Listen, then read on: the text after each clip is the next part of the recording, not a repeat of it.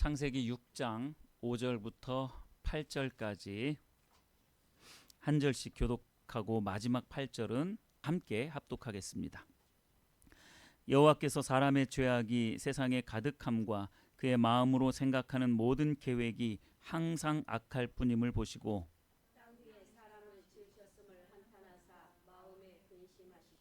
이르시되 내가 창조한 사람을 내가 지면에서 쓸어버리되 사람으로부터 가축과 기는 것과 공중의 새까지 그리하리니 이는 내가 그것들을 지었음을 한탄함이니라 하시니라. 그러나 노아는 하나님께 은혜를 입었더라. 아멘. 네, 오늘 이 본문 말씀을 통해서 하나님의 마음을 위로한 사람이라는 제목의 말씀을 함께 나누도록 하겠습니다. 열 길 물속은 알아도 한 길 사람의 마음속은 모른다는 그런 말이 있죠. 그 말이 의미하는 바는 아무리 많은 물길이 있어도 그 물속은 우리가 뭐 어떻게 해서든지 탐사를 해서든지 알 수 있는 거죠. 그러나 사람의 마음은 우리가 가늠해 볼 수 없다라는 그러한 의미가 되죠. 사람의 마음은 어떤 때는 너무나도 깊고 넓고 단단해서 우리가 볼 때 참 존경스럽다, 참 대단하다라는 그런 생각을 하는가 반면 또 한편으로는 너무나 낮고 좁고 연약해서 실망스러울 때가 있죠. 어떤 때는 그렇게 넓고 크고 단단한데 어떤 때는 그렇게 또 좁아 터져서 연약해서 우리가 가늠을 해보기가 참 어렵습니다. 한마디로 말해서 사람의 감정과 마음은 정말로 종잡을 수 없다라는 결론에 도달하죠. 그런데 혹시 여러분, 사람들은 그렇게 때로는 단단하기도 하고 때로는 연약하기도 한데 특히 이제 연약해졌을 때에 우리가 쉽게 받는 것이 상처라는 것이 있어요. 사람들은 많은 상처를 받고 살아갑니다. 이 세상을 살아가는 데 있어서 상처받지 않고 살아가는 사람은 단 한 사람도 없어요. 수십억의 인구 중에 단 한 사람도 상처받지 않는 사람은 없습니다. 이런 상처에서 자유로운 사람은 아무도 없어요. 저도 그렇고 이 자리에 앉아 계신 모든 성도님들이 다 상처를 받으면서 그렇게 살아가죠. 그런데 여러분, 혹시 이 생각을 해보셨는지 모르겠습니다. 하나님도 상처받는다는 사실 혹시 아시나요? 네, 하나님이 상처받는다는 걸 혹시 생각이나 해보셨어요? 상처받는 건 우리들의 일이지 하나님이 무슨 상처를 받으시겠어 라고 이렇게 생각을 하죠. 당연합니다. 맞습니다. 하나님은 상처받는 분이 아니에요. 그런데 성경을 보면 하나님이 마치 마음이 너무나 상해서 상처받았다라는 그런 뉘앙스의 말들이 사실 굉장히 많이 등장해요. 근데 하나님은 영이시고 신이신데 어떻게 상처를 받으실까? 어떻게 마음이 아프실까? 여러분, 이건 불가능한 일이에요. 하나님이 영이시고 신이시기 때문에 상처받는다는 것은 사실 불가능합니다. 그럼에도 불구하고 왜 성경에는 하나님의 마음이 그렇게 슬픔에 빠지고 낙심 가운데 있고 상처받았다는 그런 표현의 내용들이 왜 그렇게 많이 등장하느냐? 이것을 보고 우리는 신학적으로 신인 동성 동형론이라고 그렇게 이야기를 합니다.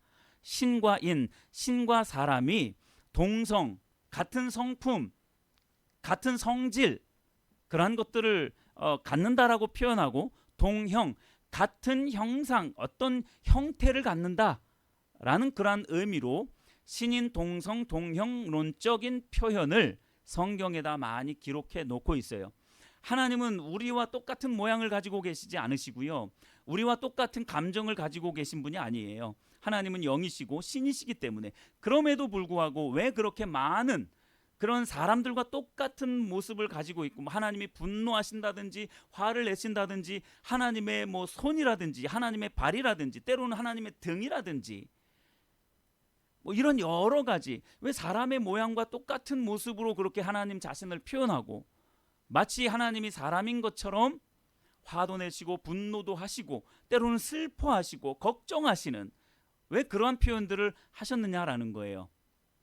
만약에 하나님이 성경에다가 신적인 표현으로만 하나님만이 이해하실 수 있는 신적인 표현으로 이 성경에다 만약에 기록했으면 우리는 하나님을 알 도리가 없어요. 하나님을 절대로 알 수가 없습니다. 그러니까 왜 이런 신인 동성 동형론적인 이 표현을 왜 하나님이 하셨냐면 저와 여러분들이 이해할 수 있도록 배려하신 거예요. 하나님의 언어로 써놓으시면 우리가 아무것도 이해할 수 없으니까, 하나님에 대해서 알 길이 없으니까 하나님이 우리를 배려해서 그렇게 마치 하나님이 사람인 것처럼 그렇게 표현하셔서 우리들이 하나님도 그러한 마음을 가질 수도 있겠구나라는 것을 어렴풋이 짐작할 수 있도록, 알 수 있도록 그렇게 신인 동성 동형론적인 그러한 표현들을 하신다는 거예요. 창세기 6장 6절에 보면 이 신인 동성 동형론적인 이 표현이 아주 잘 나타나 있습니다. 방금 우리가 읽은 창세기 6장 6절이죠. 이런 말씀을 통해서 우리는 하나님의 마음을 조금이나마 헤아릴 수 있는 거죠. 신적인 성품을 우리가 조금이나마 헤아릴 수 있는 거예요. 자, 6장 6절을 다시 한번 보시면 땅 위에 사람 지으셨음을 한탄하사 마음에 근심하시고, 한탄하셨대요. 한탄하셨대요. 한탄했다라는 것은 후회했다라는 거고요. 그 다음에 근심했다는 건 그야말로 근심했다라는 거예요. 이 내용을 이제 우리가 좀 더 자세하게 이후에 이제 살펴보려고 합니다. 자, 이런 표현들이 신인 동성 동형론적인 그런 표현이에요. 한탄하셨다, 후회하셨다, 근심하셨다. 특히 근심했다는 말은 그저 걱정했다라는 이야기가 아니에요. 걱정했다라는 이야기가 아닙니다. 이 근심했다라는 이 단어를 NASB 성경이나 킹 제임스 버전의 성경은 뭐라고 표현하고 있냐면 grieve라고 표현하고 있어요. grieve라고 해서 grieve라고 되어져 있는데, 이 grieve라는 단어가 어떤 의미가 있냐면 완전히 자신이 가장 소중하게 여기는 것을 상실하는, 가장 큰 상실이나 슬픔에 대한 감정을 grieve라고 그렇게 표현을 하고 있어요. 그러니까 하나님이 후회하시고 그렇게 마음의 깊은 상실감 때문에 슬픔에 깊이 젖어 있는 거예요. 왜 그러실까? 이유가 뭘까? 우리가 그 부분을 같이 살펴보려고 하는 거예요. 이 한탄하셨다, 근심하셨다, 그리브하셨다라는 이 표현들이 바로 신인 동성 동형론적인 그러한 표현들인 겁니다. 사람들의 감정을 그대로 가지고 있는 것 같은 그러한 표현을 성경에는 하고 있는 거죠. 우리가 하나님을 조금이나마 이해할 수 있도록 우리를 배려해 주신 말씀인 거죠. 자, 오늘 말씀을 통해서 이 상처받으신, 마음의 깊은 상처를 받고 계신 이 하나님과 또 그 하나님을 위로한 한 사람에 대해서 우리가 함께 살펴보면서 또 오늘 저와 여러분들에게 하나님이 어떤 말씀을 하실지 기대하면서 하나님의 말씀을 함께 나누도록 하겠습니다. 자, 5절 말씀은 하나님이 왜 그렇게 한탄하시고 왜 그렇게 깊은 절망과 슬픔 가운데 빠지게 되었는지 그 원인에 대해서 말씀하고 있어요. 자, 5절 말씀 같이 한번 읽어보실까요? 시작. 여호와께서 사람의 죄악이 세상에 가득함과 그의 마음으로 생각하는 모든 계획이 항상 악할 뿐임을 보시고, 여호와께서 사람의 죄악이 세상에 가득함과 그의 마음으로 생각하는 모든 계획이 항상 악할 뿐임을 보시고 마음 중심으로 한탄하시고 근심했다라는 겁니다. 세상에 죄악이 가득했다라는 이 말이 무슨 말씀일까요?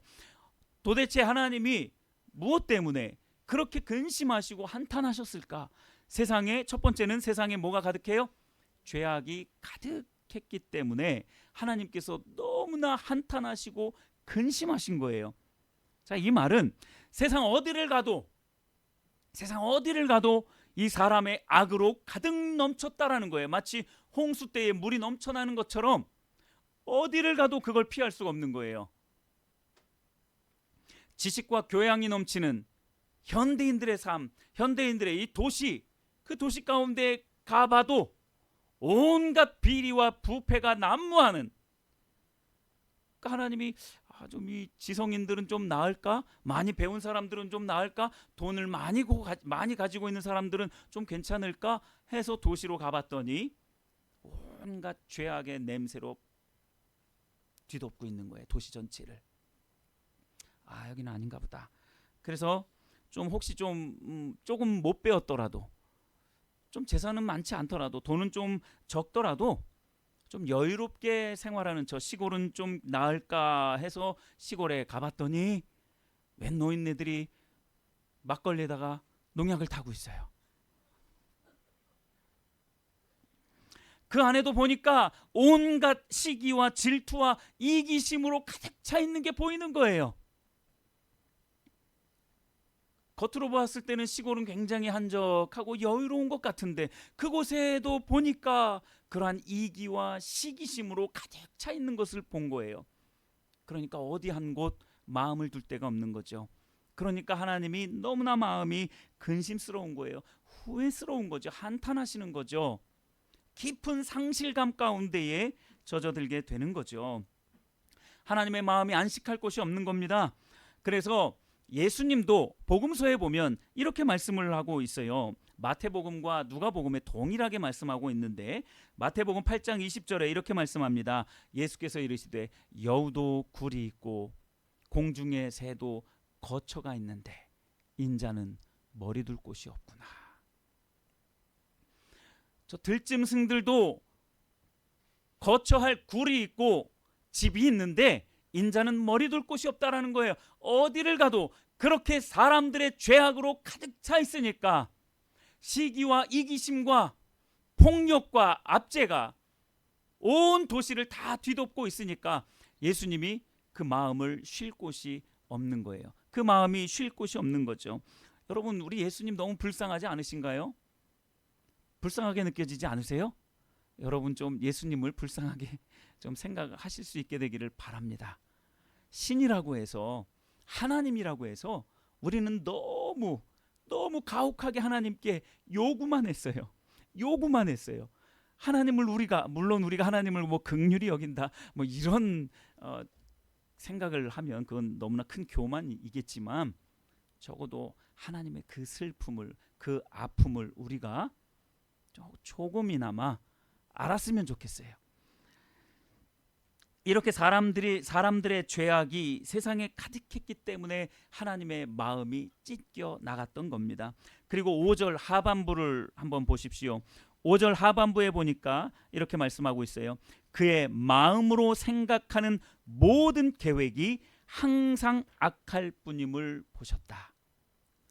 또한 하나님이 왜 그렇게 한탄하시고 왜 근심하셨는가, 왜 그 깊은 상실감 가운데에 빠질 수밖에 없었는가. 그의 마음으로 생각하는 모든 계획이 항상 악할 뿐임을 보셨기 때문에 그렇다라는 거예요. 사람들의 이 마음으로 생각하는 모든 계획이 언제요? 가끔이요? 항상 그렇다는 거예요. 항상 그래요. 언제나 그렇다라는 거예요. 여러분들이 하고 있는 모든 생각, 모든 계획이 하나님을 벗어났다면 그것은 항상 악한 계획이고 항상 악한 생각입니다. 그러니까 하나님이 어디를 가도 죄악으로 넘치고 사람의 마음을 보았더니 항상 생각하는 것과 그 계획이 악한 그 계획들 뿐이니까 하나님의 마음이 괴로운 거예요. 어디를 가도 죄악으로 넘쳐나고 사람들의 마음으로 생각하고 계획하는 것들이 다 악하니까 하나님의 마음이 너무나 괴로운 거예요. 너무나 힘든 겁니다. 누가 그 사람을 창조했어요? 하나님이 창조하셨잖아요. 하나님이 정말로 친밀한 사랑의 교제를 나누고 싶어서 가족으로 창조하셨는데 그 창조물들이 그렇게 악한 생각을 하고 아무리 생각을 쥐어 짜내도, 아무리 계획을 쥐어 짜내도 항상 악한 생각, 악한 계획만 하고 있으니까 하나님이 너무 마음이 아픈 거예요. 상처를 입으신 거예요. 힘드신 거예요. 깊은 상실감 가운데 빠져든 것이죠. 좀 더 주의 깊게 보아야 할 단어가 뭐냐면요, 여기서 마음이에요. 마음으로, 그 마음으로 생각하는 모든 계획이 항상 악하다라고 했잖아요. 이 마음입니다. 그 마음으로 하는 생각과 계획이 항상 악하다라는 거예요. 그러면 그 마음이 뭐냐? 이 성경이 처음 쓰여졌을 때 언어, 구약 성경이 처음 쓰여졌을 때 언어가 뭐죠? 히브리어입니다. 성경이 처음 쓰여졌을 때, 구약 성경이 처음 쓰여졌을 때 그 히브리 단어로 이 마음이 뭐냐면 레브라는 단어예요. 레브. 레브. 레브라는 단어인데 이 레브라는 단어가 어떤 의미가 있냐면 사람의 생각과 감정과 의지와 더 나아가서 신앙까지 포함하는 것이 이 마음이에요. 영어 성경에는 heart라고 되어져 있어요. 하트. 성경에는 마음을 표현할 때 두 가지 단어를 씁니다. mind라는 것과 heart라는 것을 써요. mind라는 것은 논리를 말해요. 내 마음속에서 추론하고 논리적인 그러한 것을 mind라고 말을 합니다. 그것도 마음이에요. 근데 그건 논리예요. 추론이고요. 근데 이 감정적이고 그리고 생각과 나의 의지와 더 나아가서 신앙적인 부분을 말할 때의 마음은 heart예요. heart. 근데 이 하트, 그렇게 우리가 하트라는 말만 들어도 마인드와 하트가 그렇게 구별된다라는 것을 알아요. 근데 한글 성경은 다 마음이라고 표현하고 있으니까 도대체 뭐가 신앙이고 뭐가 생각이고 이성이고 의지고 또 뭐가 논리고 추론인지 몰라요. 그냥 마음이라고 쓰여져 있으니까. 근데 영어 성경으로만 봐도 그게 확연하게 드러나요. 마인드인지 하트인지. 근데 하트예요. 하트. 여기 창세기 6장에서 말씀하고 있는 6장 이 5절에서 말하고 있는 사람의 마음으로라고 할 때 그 마음은 하트예요. 영어로는 하트. 그런데 히브리 원어로는 레브라는 단어를 쓰고 있어요. 근데 이 레브라는 단어가 뭐라고요? 생각과 감정과 의지와 더 나아가서 신앙이라고요. 뭘 말하는 겁니까, 여러분? 그냥 생각하고 계획하는 것만 악한 게 아니에요. 그 의지까지 다 타락해버렸어요. 의지까지 다 타락해버렸어요. 그러니까 의지를 드리는 것이 다 어디예요? 다 자기 육신에 유익한 일들, 내 계획, 내 생각, 내 판단에 옳은 것들, 거기에만 의지가 다 발동이 되고 그 외의 것들에는 의지가 발동이 안 돼요. 하나님에 관련된 그 일들에는 의지가 발동이 안 돼요. 더 나아가서 신앙적인 부분에 있어서까지 다 생각하고 계획하는 것이 다 악하다라는 거예요. 교회에 나오지만 오늘날의 많은 성도들, 제가 이곳저곳 여러 교회들을 다녀봤지만 성도라고 해서 다 성도가 아니더라고요. 교회를 다니면서도 신앙인이라고 하면서도 성도라고 하면서도 하나님을 전혀 경외하지 아니하고 하나님을 두려워할 줄도 모르고 하나님을 뭐 존경한다 이런 개념조차도 없어요. 하나님을 사랑한다, 하나님을 좋아한다 개념조차도 없어요. 그저 환상 속의 그대, 환상 속에 있는 그 무슨 그냥 이상한 존재, 전혀 감이 오지 않는 그런 존재로만 여기는 거예요. 그러니까 교회를 출입해도 그 신앙이 항상 생각하고 계획하는 것이 다 악할 뿐인 거예요. 그러니까 왜 하나님이 그토록 큰 상실감 가운데 빠졌는지 우리가 이해가 되는 거예요.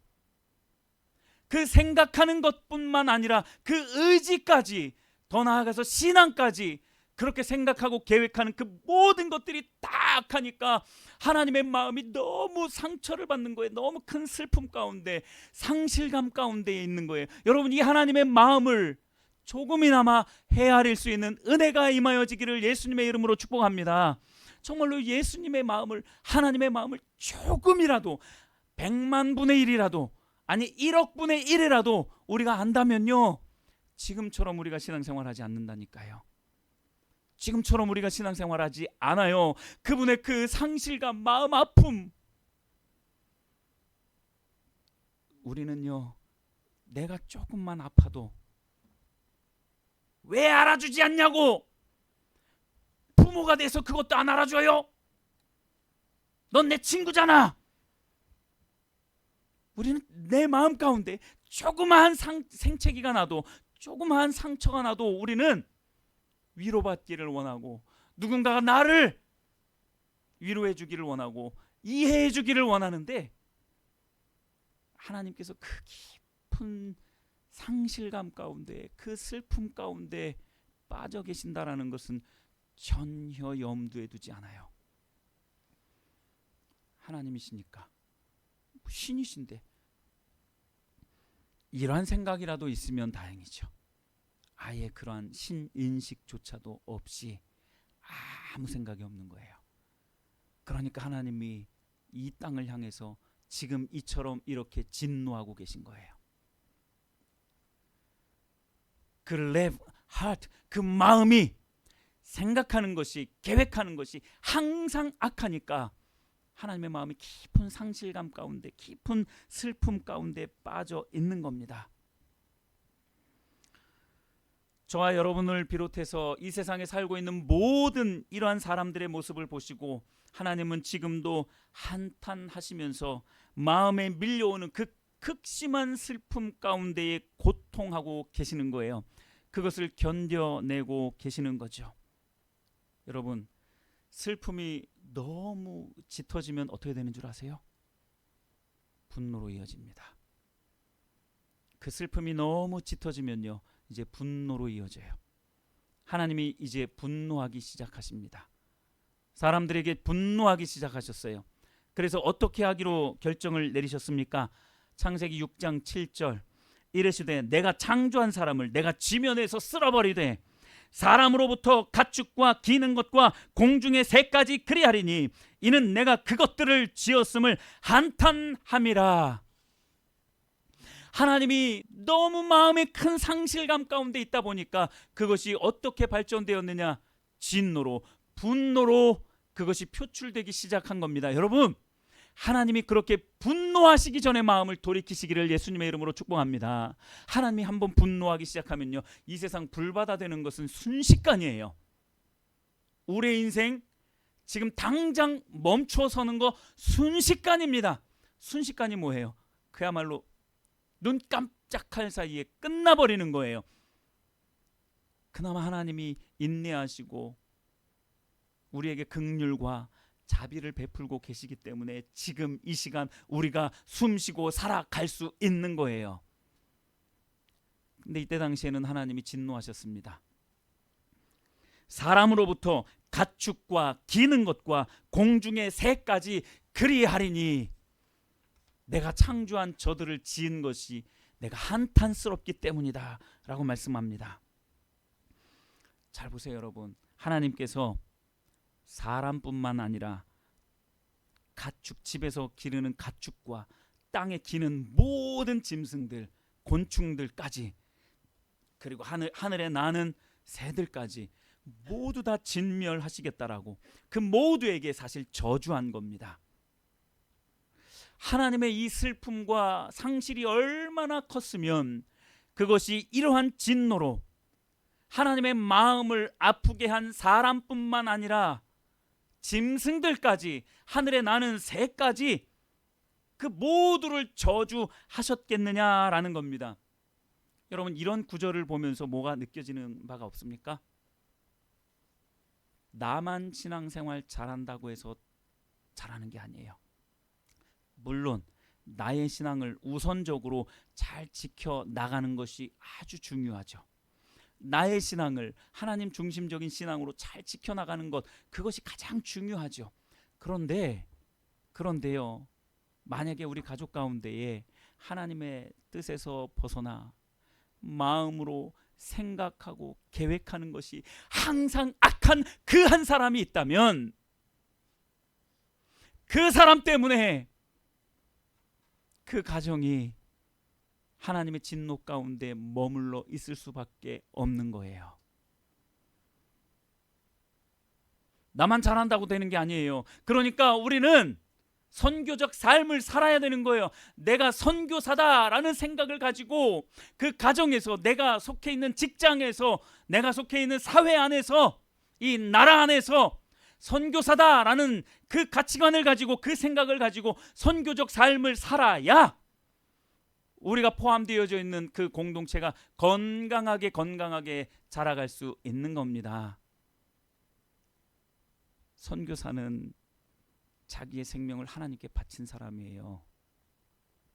내 생명 하나님 알아서 쓰십시오. 폭탄이 터지든 총알이 빗발치든 누군가 칼을 들이밀든 나는 하나님의 복음을, 하나님의 뜻을 선포하고 죽겠습니다 라고 헌신한 자들이 선교사예요. 그러한 선교적 마인드를 가지고 선교적 삶을 살아가는 것이 바로 성도입니다. 저는 이 구절을 보면서 사람들 때문에 이 짐승들까지 다 하나님의 저주 가운데 있었다라는 것이 너무나도 놀라워요. 먼저 여러분 자신의 신앙을 하나님의 기준 가운데에서 마치 현미경으로 조사받듯이 그렇게 조사받으시고, 그리고 난 다음에 가정의 복음화를 위해서 또 이 사회의 복음화를 위해서 선교사적 마음으로 선교적인 삶을 우리가 살아내야 하는 것입니다. 하나님이 그걸 요구하고 계시는 거예요.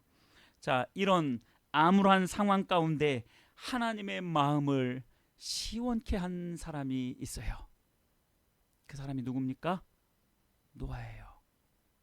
노아라는 사람이었습니다. 그야말로 홍수로 온 세상이 물바다가 되었어요. 노아와 그 가족 외에는 다 죽었습니다. 다 죽었어요. 그런데 이런 암울한 상황 가운데 하나님의 그 진노가 그렇게 맹렬하게 쏟아지고 있었던 그때에 하나님의 마음을 위로했던 사람, 하나님의 마음을 시원케 했던 사람 한 사람이에요. 노아라는 한 사람이었습니다. 여러분 창세기 8장 20절과 21절 말씀을 주목해 보십시오. 노아가 여호와께 제단을 쌓고 모든 정결한 짐승과 모든 정결한 새 중에서 제물을 취하여 번제로 제단에 드렸더니 여호와께서 그 향기를 받으시고 그 중심에 이르시되 내가 다시는 사람으로 말미암아 땅을 저주하지 아니하리니 이는 사람의 마음이 계획하는 바가 어려서부터 악함이라. 내가 전에 행한 것 같이 모든 생물을 다시 멸하지 아니하리니. 할렐루야. 이 하나님의 다짐 때문에 지금 오늘 우리가 그 자비와 긍휼을 받고 살아가고 있는 거예요. 이 노아 한 사람이 하나님의 마음을 위로했기 때문에 오늘날 저와 여러분들이 하나님의 그 진노 가운데 살아가지 않을 수 있는 그 혜택을 받고 있는 거예요. 만약에 이렇게 하지 않았다면 홍수로 이 세상이 멸망되었어도 몇 번은 멸망되었을 겁니다. 수십, 수백, 수천 번 멸망당했을걸요. 근데 하나님이 약속하신 거예요. 노아의 이 하나님의 마음을 위로하는 이 노아를 보고 하나님이 약속하신 거예요. 그 약속의 징표가 뭐였죠? 무지개였잖아요. 무지개를 하나님이 딱 징표로 주시면서 내가 다시는 너희들을 물로 심판하지 않겠다. 그런데 거기 하나가 또 하나의 함정이 또 있기는 해요. 뭐로 심판하지 않는다고요? 물로 심판하지 않는다고. 그럼 뭘로 심판 또 하실 수 있어요? 불로는 심판하실 수 있어요. 저는 아마 예수님이 재림하실 그때는 불로 심판하실 거라고 생각을 합니다. 전쟁이죠. 전쟁이에요. 그것은 마지막 전쟁, 흔히 성경에 말하고 있는 아마겟돈 전쟁이라고 하죠. 마지막 전쟁. 그걸로 영화화된 게 얼마나 많은데 여러분. 사람들이 성경을 무시하는 것 같으면서도요, 성경에 있는 것들을 얼마나 많이 끌어다 쓰는데요. 참 웃기지 않나요? 성경을 안 믿어요. 그리고 무시해요. 근데 성경에 있는 것들은 온갖 것들을 다 끌어다가 어디에다 사용하는 줄 아세요? 자기의 부와 성공을 위해서 그 많은 것들을 사용합니다. 참 아이러니예요. 굉장히 아이러니입니다. 한편으로 보면 굉장히 우스운 일인 거죠. 성경은 안 믿으면서 성경에 있는 그것들은 많이 사용해요. 많이 사용하는 말씀 중에 그거예요. 눈에는 눈, 이에는 이. 그러면서 내가 너 원수 갚을 거야. 성경도 하나도 모르면서 그게 그런 의미가 아닌데 하나님의 사랑이에요. 그 안에 하나님의 사랑이 담겨져 있습니다. 그러니까 말씀도 모르면서 말씀도 안 믿으면서 그걸 그냥 갖다가 쓰는 거예요. 네, 굉장히 참 아이러니한 그런 사람들의 모습을 볼 수 있습니다. 자, 여러분, 하나님은 사람들의 무엇 때문에 상처받으셨죠? 마음이었잖아요. 그 마음으로 짓는 그 모든 것들이 항상 악하다, 항상 죄악 가운데 있다라는 거였잖아요. 그 마음 때문에 하나님은 사람들의 마음 때문에 상처받았어요.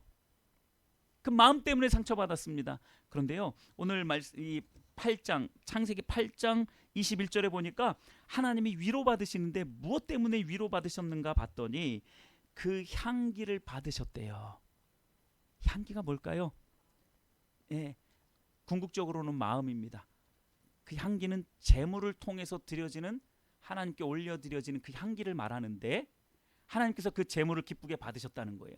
그러면 그 제물을 기쁘시게 받았다라는 게 단지 그가 드린 그 짐승이 정결하고 깨끗하고 많아서 그걸 기쁘게 받으시고 마음의 위로를 받으셨다는 이야기인가요?